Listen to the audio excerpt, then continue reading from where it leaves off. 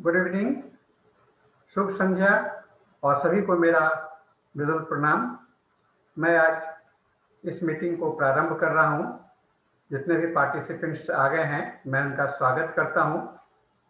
साथियों, ये हम लोगों के लिए हर्ष का विषय है क्योंकि हम लोग औषधि अध्ययन करने के लिए, दवा पढ़ने के लिए आज इस बैठक में शामिल हुए हैं। दवा का स्कोप, पढ़ने का तरीका बहुत लोगों में आदत नहीं है और दूसरी बात यह भी होती है कि दवा को पढ़ते समय में क्या पढ़ना है, क्या नहीं पढ़ना है, इसकी भी जानकारी नहीं होती है। तो हम धीरे धीरे जब हम लोग दवा को पढ़ते जाएंगे तो हम लोग इसको जानते जाएंगे। साथियों, आज के इस बैठक में मैंने जो दवा को चुना हूँ उसका बहुत ही बड़ा ऐतिहासिक महत्व है। ऐतिहासिक महत्व तो इसलिए नहीं कि हम लोग इसे होम्योपैथिक दवा के रूप में जानते हैं, बल्कि इसे एलोपैथिक दवा के बनने के लिए भी और इसका मेडिकल यूज के लिए भी इसे इसे एक प्राथमिकता मिली है। लोगों को समझ में आया है कि कैसे इसको समझा जाए। तो मैं आज एक कहानी के माध्यम से, इस दवा की कहानी के माध्यम से और इसके जिन लक्षणों को हम विशेष ध्यान देना है, क्योंकि हम कभी भी एक दवा पर, एक लक्षण पर दवा को हम लोग प्रिस्क्राइब नहीं करते हैं। हम लोग को हमेशा कई एक दवा का, कई एक लक्षण को इस्तेमाल हाथ में इस्तेमाल करना पड़ता है। तो इस बात का हम लोगों को ध्यान में रखना पड़ेगा, ठीक है ना। तो आइए हम लोग शुरुआत करते हैं इस यात्रा को। और इस यात्रा का मैंने नाम दिया है जेसुइट बार्क। जेसुइट से आप समझ रहे होंगे,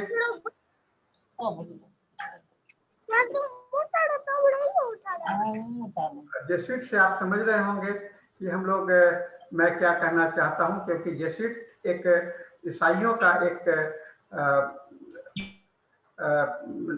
जो धर्म गुरु होते हैं उन लोग को जेसुइट बोला जाता है। तो इस दवा की कहानी हम लोग शुरू करते हैं। जेसुइट बार्क, इस पौधे को सबसे शुरू में लोगों ने, संसार ने जाना जेसुइट बार्क के नाम से। और यह दवा जो है तो दवा में के विषय में, समझने के विषय में लोगों का जो आस्था है, जो तरीका है, उसको बदल डाला। बहुत सारी पुरानी बात है और इसका कहानी जो है सो बहुत ही इंटरेस्टिंग है। और कहते हैं कि जितना स्टोरी एक्साइटिंग या जितना उत्साहजनक नहीं है, जितना कि उससे भी पास्चर्स के डिस्कवरी से, फ्लेमिंग के डिस्कवरी से, पेनिसिलिन के डिस्कवरी से, इन सभी से भी ये अलग हट करके है। ये कहानी है एक दवा का जो कि बहुत ही नीचे वाले जमीन में ये पाया जाता है और खास करके माउंटेन ऑफ पेरू, जो कि अमेरिका में के स्थल पर है। और इस घाटी में, इसके पहाड़ के घाटी में कई एक छोटे छोटे गांव हुआ करते थे। इन गांवों में, इस गांव में जो है तो कई एक लोग बसा करते थे और कहा जाए, और उस ट्राइब को इंडियन ट्राइब बोला जाता था। और एक उस समय में, इस बीमारी के समय में एक ऐसा रोग था जिसमें बहुत ही आपको फीवर बढ़ जाता था, बुखार बढ़ जाता था, जिसे लोग जंगल फीवर कहते थे। जंगल क्योंकि पता नहीं था, इसलिए लोगों ने नाम दिया था जंगल फीवर। और ये काफी कॉन्टेजिनियस थे, काफी महामारी के जैसा होता था। और ऐसा था, जिस आदमी को यह रोग हो गया है उसे समाज से निकाल दिया जाए और वो समझ जाता है कि उसको तो अब मरना निश्चित ही है, उसे मरना निश्चित है। तो ये विश्वास था और उसे गांव से निकाल दिया जाता था। वो कहीं भटक करके बाहर जा करके मर जाते थे। इसी में एक व्यक्ति को बीमार पड़ा और उसे भी निकाल दिया गया। वह रेंगता हुआ अपने ठेवने के बल घनी जंगलों में गया और उसे काफी प्यास लगी हुई थी और बुखार भी बहुत तेज था। तो प्यास से कहते हैं कि करीब करीब वो मरा जा रहा था और उसे पानी की खोज थी, तलाश थी। तो संजोग से उसे एक पानी का छोटा सा कुंड दिखलाई पड़ा और वो उसके पास में गया। वहां पर कुछ उस कुंड में पेड़ गिरे हुए थे जो कि, और जब इसने पानी पिया तो काफी पीता था, लेकिन इतना पीता था कि हम लोग सामान्य आदमी नहीं पी सकते हैं। लेकिन क्योंकि वह बहुत ही प्यासा था, प्यासा क्या नहीं करता, ऐसे के हिसाब में उसने पानी को पी गया और पानी पी करके बस वहीं पर उस कुंड के बगल में ही सो गया। और उसके बाद में कुछ समय के बाद में जब वह नींद खुली तो पाया, अपने आप को देखा कि कोई बुखार नहीं है, अपने आप को काफी स्वस्थ महसूस किया। और फिर जब स्वस्थ हो जाने के बाद में जब वह पुनः अपने गांव पर लौटा तो लोगों को बड़ा आश्चर्य हुआ। कुछ लोग तो उसे भूत समझने लगे, कुछ लोग तो उसे भूत समझने लगे, लेकिन गांव के जो बुजुर्ग हैं उन्होंने कहा नहीं, इसको देखा जाए कि क्या होता है। उसने पूरी कहानी बताई कि कैसे कैसे हुआ। उस कहानी को सुनने के बाद में उस गांव के जो बुजुर्ग लोग हैं, जो जेसुइट फादर हैं, चर्च के जो हेड हैं, वो लोग उस जगह पर गए जहां पर वह पानी पिया था।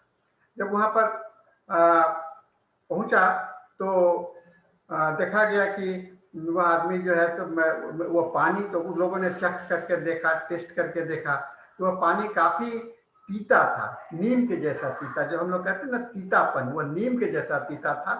तो लोगों ने खोजना शुरू किया पानी इतना पीता क्यों है। तो जैसा कि हमने बताया कि उसमें एक पेड़ कट करके गिरा हुआ था, उस पेड़ का जो रस निकल रहा था वह उसके कारण पानी पीता हो गया था। लोगों ने प्रयोग करना शुरू किया, खास करके वहां के जेसुइट फादर ने, और उसको बार्क को, उसके छिलके को, पेड़ के छिलके को लेकर के उस पर उसका चूर्ण बनाया और चूर्ण बना करके उसे इस्तेमाल करने लगे। और इसका इतना अच्छा प्रभाव लोगों में देखने में आया कि लोग इसकी काफी पॉपुलैरिटी, इसकी लोकप्रियता काफी बढ़ गई। और उस समय तक लोग मलेरिया बुखार के लिए कोई दवा की जानकारी नहीं थी। और इसके कारण क्या हुआ, इतना ये पृष्ठ के कारण इतना ये था कि इसका जो लोकप्रियता काफी दूरों तक फैल गया, लोग काफी दूर तक इसको पहचानने लगे, देखने लगे। और इसका लोग आ करके वहाँ के पेड़ को, और काफी जंगलों के पेड़ को काट दिए गए यूरोप के, और इसमें बहुत सारे मलेरिया और उससे मिलता जुलता रोग को ठीक किया गया। साथियों, इसकी चर्चा जब काउंटेस सिनकोना महारानी के पास में पड़ा तो वो बहुत ही पॉपुलर लेडी थी, बहुत ही लोकप्रिय महिला थी, जो कि लोगों के भलाई में काम करती थी। तो काउंटेस सिनकोना इसको लेकर के लोगों के पास में जाने लगे, इसका वितरण करने लगे, फ्री डिस्ट्रीब्यूशन करने लगे, और इसी के कारण इसको प्रमोट करने लगी, और इसी के कारण इसका नाम पड़ गया सिनकोना। तो जेसुइट बात अब जाना जाने लगा, पहचाना जाने लगा सिनकोना बात के रूप में, और इसे सिनकोना बात काउंटेस के कारण है। और सभी कोई जो वहां पर यूज करते थे, इसका व्यवहार करते थे, इसे सिनकोना बार्क के रूप में इस्तेमाल करते थे। फिर ये जो सिनकोना का पेड़ जो है तो काफी हरा भरा, लंबा चौड़ा 30 से 60 फीट का पौधा पेड़ हुआ करता है, जिसको कि ब्राइट ग्रीन अंडाकार पत्ते होते हैं इसके, और ये काफी होते हैं। और इससे जो फूल होते हैं वह पीले रंग का होता है, कोरोला सेपरेट होता है, जिसमें 5 पेटल्स होते हैं। और इसके ये हाई आपको खास करके पेड़ मिला, और आज तो ये सभी जगह पर उपजाया जाता है, खास करके हम लोग के इंडिया में भी, श्रीलंका में भी, और अफ्रीका, इंडोनेशिया, सभी जगह पर ये पाया जा रहा है। तो इस तरह से एक दवा का परिचय बुखार को खोजने के लिए, मलेरिया के इलाज के लिए इसे इस्तेमाल किया जाने लगा। यह काफी पॉपुलर होता चला गया, और इस पॉपुलैरिटी के कारण इस दवा का जो लोकप्रियता है काफी बढ़ता चला गया। और 1820 में वहाँ के 2 फ्रेंच जो केमिस्ट थे, उन्होंने इसके एल्कोलाइड को जो निकाला, तो जिसका नाम, जिसे हम लोग क्विनाइन के नाम जानते हैं। आप लोग सभी कोई क्विनाइन वर्ड से परिचित होंगे। और कहा जाता है कि मलेरिया की दवा आज भी यह कुनाइन के नाम से ही प्रचलित है।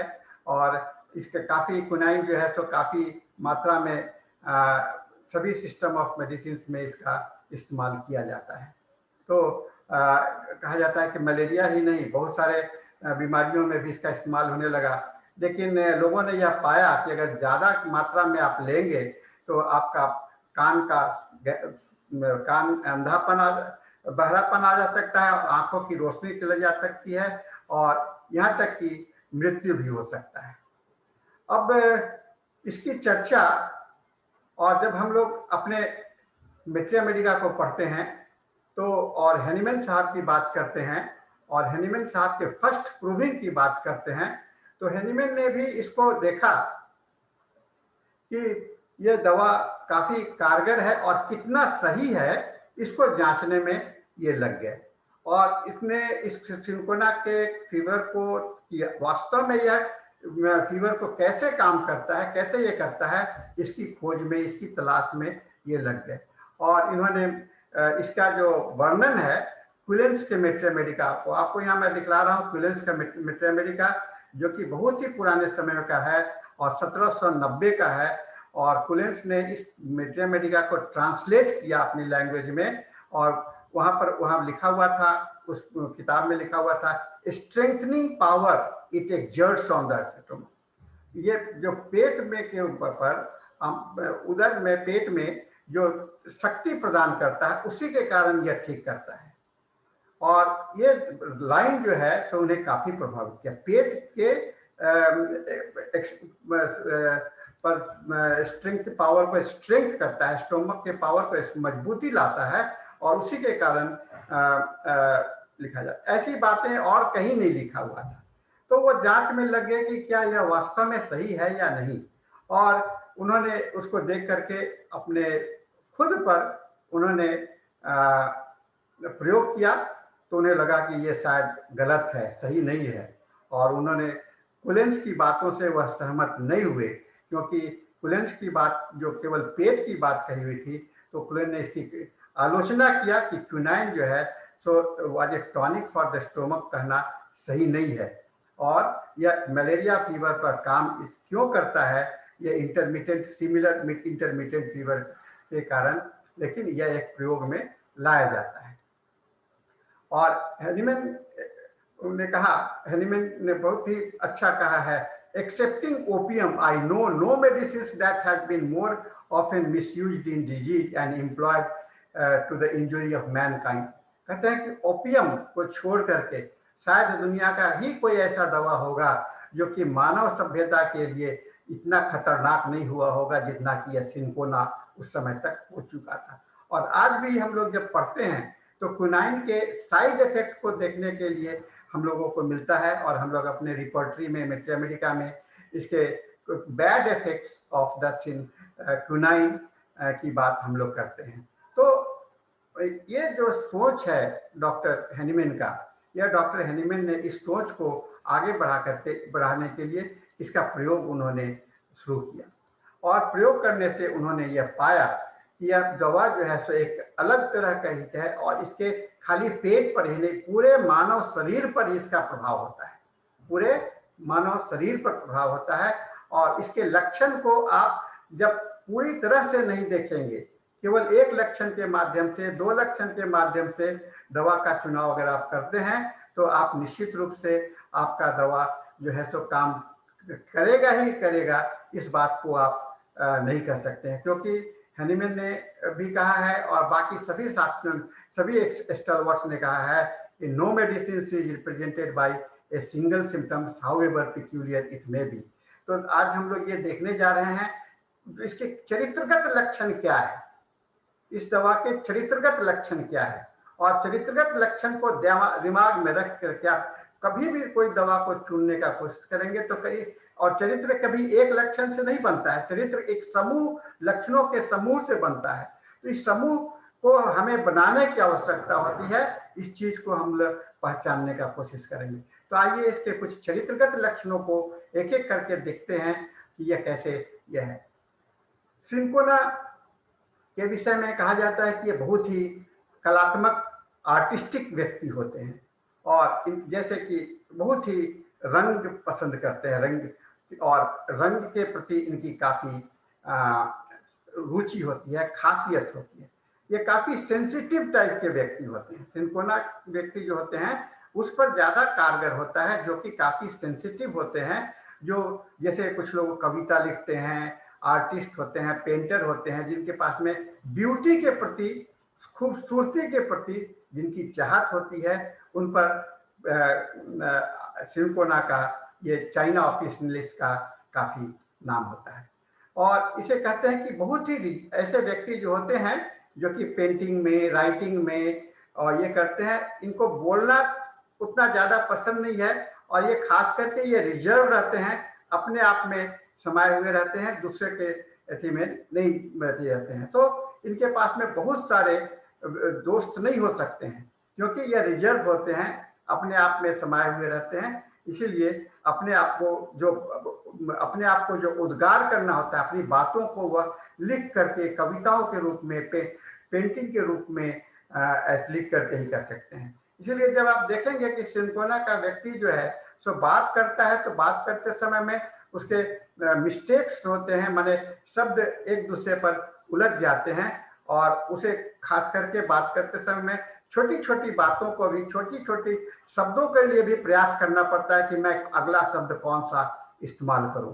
तो एक हम लोगों को दिमाग में रखना है कि सिनकोना का व्यक्ति काफ़ी सेंसिटिव होना चाहिए, काफ़ी आर्टिस्टिक नेचर का होना चाहिए और इसे बोलने में, जब पेशेंट आपके सामने में बैठा होता है तो पेशेंट बोलता है तो उस बातों को ध्यान में दीजिए, क्योंकि जो किस तरह से आपके अपने बात को रख रहा है। तो देखेंगे कि सिनकोना के व्यक्ति, बहुत सारे पेशेंट होते हैं बड़ा फ्लुएंटली, बड़ा डिटेल्स इंफॉर्मेशन देते हैं। कुछ पेशेंट जो होते हैं बोलना चाहते हैं लेकिन अपनी भावना को एक्सप्रेस नहीं कर पाते हैं। तो ये चीज हमको दिमाग में रखना पड़ेगा, भावना को जो आदमी एक्सप्रेस नहीं कर पा रहा है वहां पर ये सिनकोना का महत्व होता है। और इन्हें कोई भी चीज से बाहरी लगाव, मतलब सुपरफिशियल, ऊपरी ऊपरी लगाव नहीं रहता है, ये काफी दिल से मिलते हैं।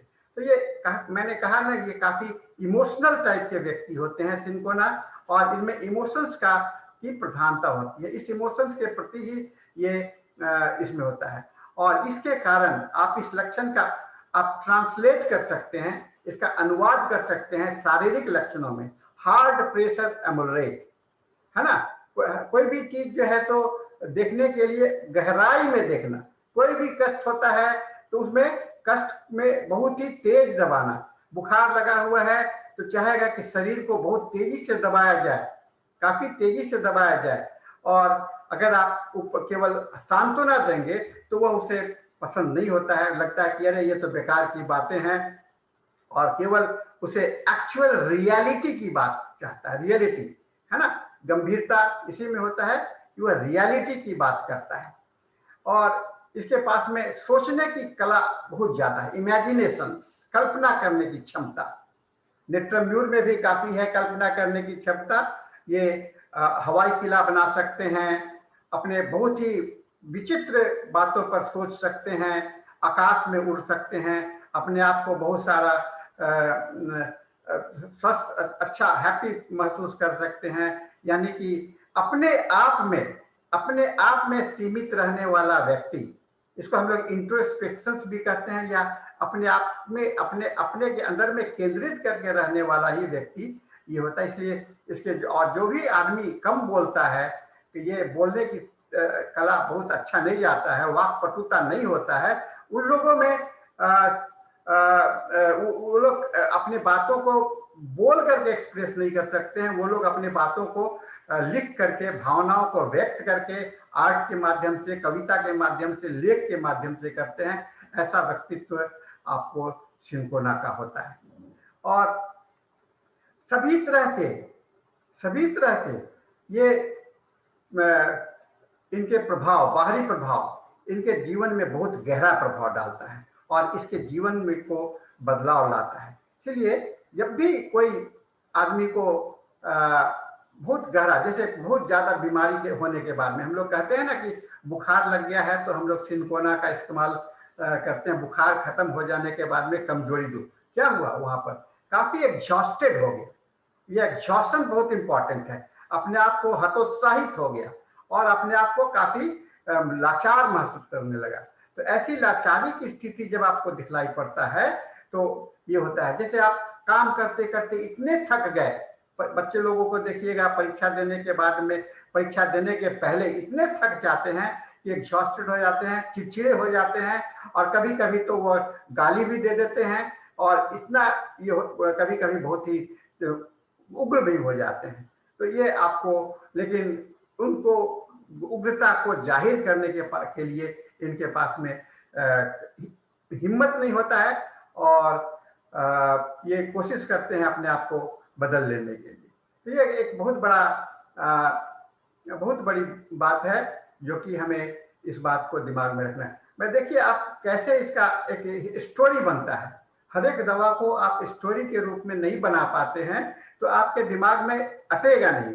हम लोग सिनकोना को खाली करते हैं कि बुखार के बाद में, कमजोरी के बाद में, लेकिन इतना कहने से तो आप अगर रिपोर्टरी में जाएंगे तो बहुत सारी दवाइयां हैं जो कि वीकनेस आफ्टर है, करीब सैकड़ों दवाई है, weakness after fever of the exhausting disease, उसमें काफी सारी दवाइयां हैं। लेकिन जब तक यह दवा उसी को ज्यादा कारगर होता है जो सेंटिमेंटल होगा, जो रिजर्व्ड होगा, वो होगा। इस बात को हमें प्रिस्क्राइब करने के लिए दिमाग में रखना पड़ेगा। ये नर्वस भी होते हैं, बहुत घबरा जाते हैं, सेंसिटिव होते हैं, खास करके अपने स्पेशल सेंस के माध्यम से। थोड़ा सा भी टच बर्दाश्त नहीं करते हैं, लेकिन कस करके दबाना पसंद करते हैं। माने दोस्ती चाहते हैं, एकदम गहरी दोस्ती, पक्की दोस्ती, माने भीतर से। ऊपर झापर इनको पसंद नहीं है। और खास करके ये जैसे हवा का झोंका चल रहा है, इन्हें अच्छा नहीं लगता है। कुछ आवाज होता है, इन्हें अच्छा लगता नहीं है। लेकिन अगर बहुत तेजी से आवाज हो, बहुत तेजी से आवाज हो, तो इन्हें अच्छा लगता है। ये over sensitivity to odour, sense जो स्मेल है नाक का, अगर थोड़ा सा भी होता है उससे काफी ये सेंसिटिविटी है। तो कोई भी चीज के प्रति व्यक्त करने का सेंसिटिविटी, उसके अनुभूति, संवेदना काफी बढ़ जाता है उस व्यक्ति में। यह सिनकोना जो है सो, चाइना जो है सो काफी उपयोगी होता है। इसके पास में बहुत सारी प्लान्स होते हैं, आइडियाज होते हैं, और खास करके रात के समय में और शाम के समय में। और ये दिन में इनके दिमाग जो है सो भ्रमित होंगे, कंफ्यूज होगा, लेकिन रात्रि के समय में इनके दिमाग में काफी क्लैरिटी होती है, स्पष्टता आता है, और ये आपको काफी अच्छे से सोच सकते हैं। तो ये एक इम्पॉर्टेंट मॉडलिटी है कि इवनिंग और night is better for the, रात जो है और संध्या जो है सो इसके बेटर है, इसको रिफ्रेश महसूस करता है।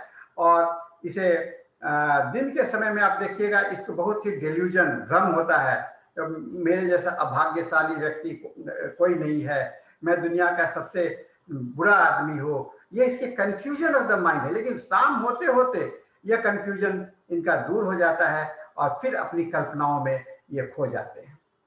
और किसी भी बीमारी के प्रति उदासीनता हो जाना, किसी भी बीमारी के, कोई भी बीमारी सीवियर, बहुत ज्यादा डायरिया हो गया। अभी कोविड के समय में भी मैंने कुछ रोगियों में चाइना का इस्तेमाल किया, और वहां पर वह खा के देखा कि वह काफी उत्साहित हो गए, काफी इंडिफरेंस हो गए हैं, काफी उन्हें अंदर में एक उदासीपन आ गया है। और जब ठीक हुए हैं उसके बाद, है ना, आजकल पोस्ट कोविड का सिम्टम्स हम लोग को देखने में आता है, तो उस समय में इसको हम लोग काफी गहराई से इसे हम लोग सोच सकते हैं। हार्ड प्रेशर अमलट, जैसा कि मैंने बताया, कहीं पर भी कोई सर में दर्द हो रहा है, अगर कस करके दबाइएगा, रस्सी से बांध दीजिएगा तो इसे आराम मिलेगा। लेकिन थोड़ा सा छूने से, टच से एग्रेवेट करता है। देखिए बेटा कितना विचित्र है, पेशेंट को अगर आप टच कीजिएगा तो अच्छा नहीं लगेगा, लेकिन अगर कस करके दबाते हैं तो अच्छा लगता है। पेट में दर्द हो रहा है, पेट को कस करके हाथ से, उंगलियों से दबाते हैं तो अच्छा लगता है। कहीं पर भी कोई कष्ट हो और वह हार्ड प्रेशर से अगर आराम मिलता हो तो हम लोग सिनकोना को सोच सकते हैं। लेकिन यह बात को सोचना पड़ेगा कि इसके लिए भी, हार्ड प्रेशर में भी बहुत सारी दवाइयां हैं, लेकिन हार्ड प्रेशर का इस्तेमाल उन व्यक्तियों पर होगा जो कि सेंसिटिव हैं, काफी रिजर्व है और आर्टिस्टिक है। और कोई भी शरीर पर लॉस ऑफ फ्लूइड, माने किसी भी तरह का फ्लूइड का लॉस हो जाए, है ना, खास करके बुखार में आप देखते हैं तो उस समय में हेमोरेज के बाद में बहुत ज़्यादा ब्लीडिंग हो गया, उसके बाद में, या माँ का जो दूध होता है अगर इतने ज़्यादा दूध हो रहे हैं उसके कारण कष्ट हो रहा है, और जिससे कि शरीर में थकावट जैसा मिल रहा है, डायरिया हो गया है, कोई घाव निकल रहा है, पसीना हो रहा है और वॉमिटिंग काफ़ी हो रहा है, मास्टरबेशन, है ना, हस्तमैथुन के बहुत सारे कुप्रभाव के कारण अत्यधिक सामान्य हस्तमैथुन एक सामान्य प्रक्रिया है, लेकिन अगर इसमें इंडल्ज हो जाना, इसमें लग जाना, वह शरीर में अंदर में एक थकावट ले आता है, और इस थकावट के लिए चाइना ऑफिशियलिस काफी उपयोगी साबित होता है। इसे भूख जो होता है जिसे कैनाइन हंगर कहते हैं। कैनाइन हंगर खास करके इसे रात्रि के समय में होता है। कैनाइन हंगर कहने का मतलब होता है कि जैसे कुत्तों लोगों को भूख लगती है, खाते हैं, उस तरह से ये लोग खाते हैं। तो ये कैनाइन हंगर बहुत इंपॉर्टेंट इसका पीरियड है, और रात के समय में ये हो जाता है। खाने के बाद में इसे आराम मिलता है, बेंडिंग डबल से आराम मिलता है। मैंने बोला ना, बेंडिंग डबल जो है तो हार्ड प्रेशर का लक्षण है, तो उससे आराम मिलता है। इसका हेडेक जो होता है तो बस्टिंग पेन होता है, फटने जैसा होता है, लाल चेहरा होता है, और थ्रॉबिंग होता है जो कि ऑसिकुट रीजन से होता है, होते हुए पूरे शरीर सिर में फैल जाता है। यह एक बहुत अच्छा सूचना है। और इसके हेडेक जो है तो कोई भी कभी कभी कान से सुनाई कम पड़ना, आंखों से दिखलाई कम पड़ना जैसा महसूस होने लगता है। अब मैंने बताया था शुरू में कि सिंकोना के जो पेशेंट होते हैं उसका साइड इफेक्ट के रूप में ब्लाइंडनेस हो सकता है, उसका इवन डेथ हो जा सकता है।